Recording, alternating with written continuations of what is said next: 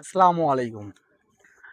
আহ, বাইতুল মুকাদ্দাস বা জেরুজালেম সেটা মুসলমানদের জন্য ফরজ করে দিয়েছিলেন, মানে জেরুজালেম দখল করা মুসলমানদের জন্য ফরজ করে দিয়েছিলেন সেই মুসা আলাইহিস সালামের যুগে। এখন যে আমরা বর্তমান ইসরায়েল দেশটাকে নিয়ে আলোচনা করতেছি, তো আমি সেই বিষয়টা নিয়ে আলোচনা করব যে জেরুজালেম বা ইসরায়েল যে মুসা আলাইহিস সালামের যুগেই এটা ফরজ করে দিয়েছেন। সেটা আমি সূরা আল মাইয়েদা 21 থেকে 26 নম্বর আয়াতে বিস্তারিত আল্লাহ তাআলা তুলে ধরেছেন তথ্য, সেই বিষয়গুলো নিয়ে আমি আলোচনা করবো। এখানে আল্লাহ তাআলা 21 নম্বর আয়াতে আল্লাহ তাআলা বলছেন সূরা মাইয়েদা, ইয়া কওমি দুখুলুল আরদুল মুকাদ্দাসাতাল্লাতী কা'বাতাল্লাহু লাকুম ওয়ালা তারতাদু আলা আদবারিকুম ফাতানকালিবু খাসিরিন। হে আমার সম্প্রদায়, এই পুণ্যভূমিতে প্রবেশ করে যা আল্লাহ তোমাদের জন্য লিখে রেখেছেন, আর পিছনের দিকে যেও না, ফিরে যেও না, তাহলে তোমরা সম্পূর্ণ ক্ষতিগ্রস্ত হবে।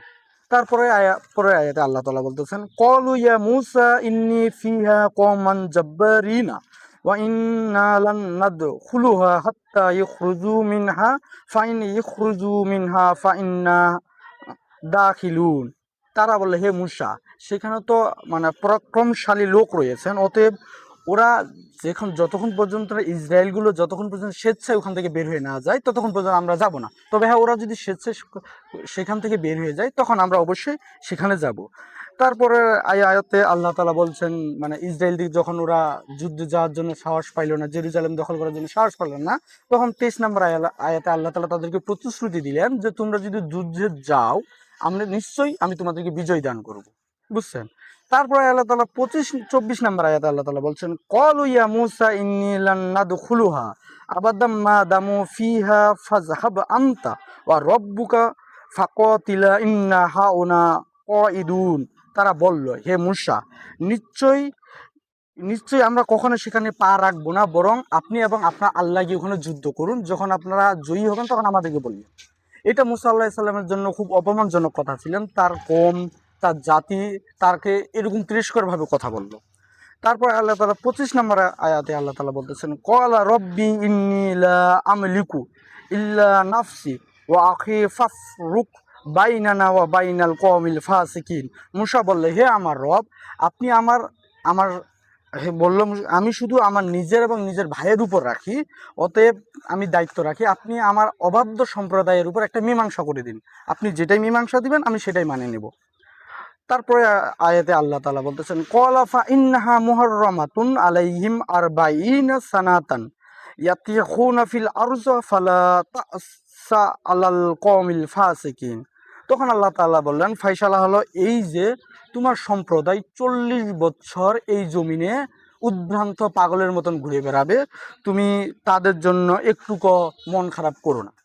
এখানে বিষয় হচ্ছে, যখন 40 বছর তাদের সম্প্রদায় আল্লাহ তাআলা গজব যখন নাজিল করলেন, তখন 40 বছর মানে ওই জমিনে উদ্ভ্রান্ত পাগলের মতন ঘুরে বেড়ান্ত অবস্থায় সমস্ত জাতি এমতো অবস্থায় মৃত্যুবরণ করলেন, মারা গেলেন। এর মধ্যে অবস্থায় মুসা আলাইহিসসালাম এবং হারুন আলাইহিসসালামও মারা গেলেন। তা মুসা আলাইহিসসালামের ঘনিষ্ঠ সহচর ছিলেন, তার নাম ছিলেন উসা বিন নুন। ইনি মুসা আলাইহিসসালামের ভাগিনীর সম্পর্ক হয়। তো 40 বছর মারা যাওয়ার পর উসা বিন নুন আলাইহিসসালাম আল্লাহ তাআলা নবী উপাধি দেন এবং নবী হন। তখন যখন নবী হন, তখন তিনি 40 বছর পর যে নতুন জাতি আসে সেই জাতির উপর তিনি শিক্ষা দিয়েছিলেন 4টার উপর, যে তাওহীদের শিক্ষা, আল্লাহর আদেশ মানা, জিহাদের সাহসের শিক্ষা এবং কৃতজ্ঞতা এবং তওবা।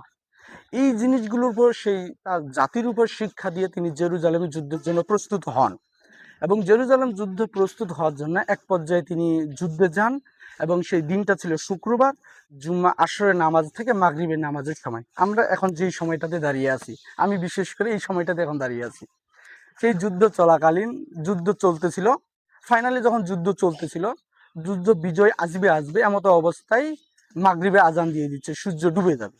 তো তখনকার যুগে কিন্তু একটা রেওয়াজ ছিল যে শুক্রবার পর শনিবার একটা সাপ্তাহিক ছুটির দিন ছিল।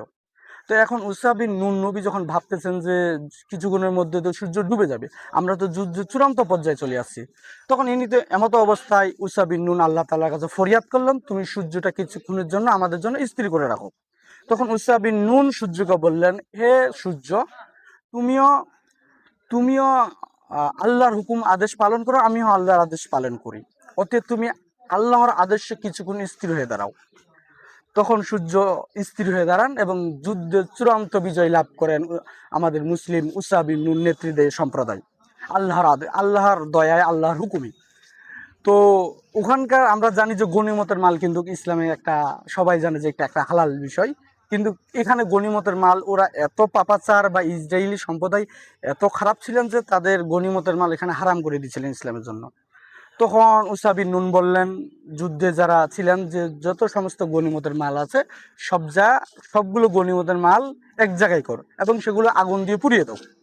তখন গনিমতের মাল যখন আগুন দিয়ে পুড়িয়ে দিচ্ছেন তখন কিন্তু গনিমতের মাল আগুন দিয়ে মানে পুড়ে যাচ্ছে না, মানে আগুন ধরতেছে না। তখন উসা বিন নুন বুঝতে পারলেন যে তোমাদের মধ্যে কেউ এমন এক ব্যক্তি আছে যে এখান থেকে কিছু গনিমতের মাল লুকিয়ে রেখেছে।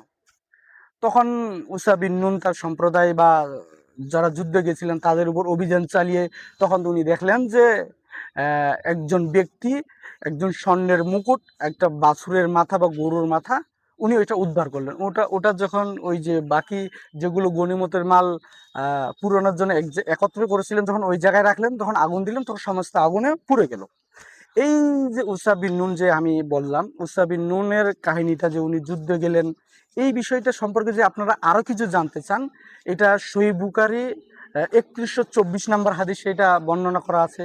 ওখানে আরো ডিটেলসই সুন্দরভাবে বর্ণনা করে দেওয়া আছে, যা আমি অতভাবে বলতে পারতেছি না, যা অতগুলো আমার কথা মনে নাই। আর এই বিষয় সম্পর্কে যদি আপনারা আরো ডিটেলস কিছু জানতে চান তাহলে আপনি সূরা মাইয়েদা 21 থেকে 26 নম্বর আয়াতে তাফসিরে ফাত্তাহুল মাজিদ এটা পড়বেন, তাহলে আরো বিস্তারিত ডিটেলসলি সুন্দরভাবে জানতে পারবেন। এবং কি এই ঈসা বিন নুনের সম্পর্কে আর সূরা কাহাফের মনে হয় 60 থেকে 65 নম্বর আয়াতে আরো ওনার নাম উল্লেখ করা হয়েছে, যখন খিজির আলাইহিস সালামের সাথে সাক্ষাৎকারের জন্য মুসা আলাইহিস সালাম গিয়েছিলেন, এটা বর্ণনা করে দেওয়া আছে। আর এটা আমি যে যুদ্ধের কথা বললাম, এটা বলা হয় যে ইসলামের সর্বপ্রথম যে জেরুজালেম দখল করে, এটাই সর্বপ্রথম উসা বিন নুনের নেতৃত্বে দখল হয়। কিন্তু আরেকটু বলে রাখা ভালো যে উসা বিন নুন যখন বাইতুল মুকাদ্দাস দখল করেন, এটা কয়েকশো বছর পর আবার হাতছাড়া হয়ে যায়, আবার ফির ইসরায়েলগুলো দখল করে নেয়। তখন দাউদ নবী আলাইহিস সালামের নেতৃত্বে আবার সেটা পুনরুদ্ধার হয়। তো এই বিষয়ে সামনে আরো কিছু নিয়ে আসবো আলোচনা, যদি সময় পাই ইনশাআল্লাহ। সবাইকে ধন্যবাদ। আসসালাম।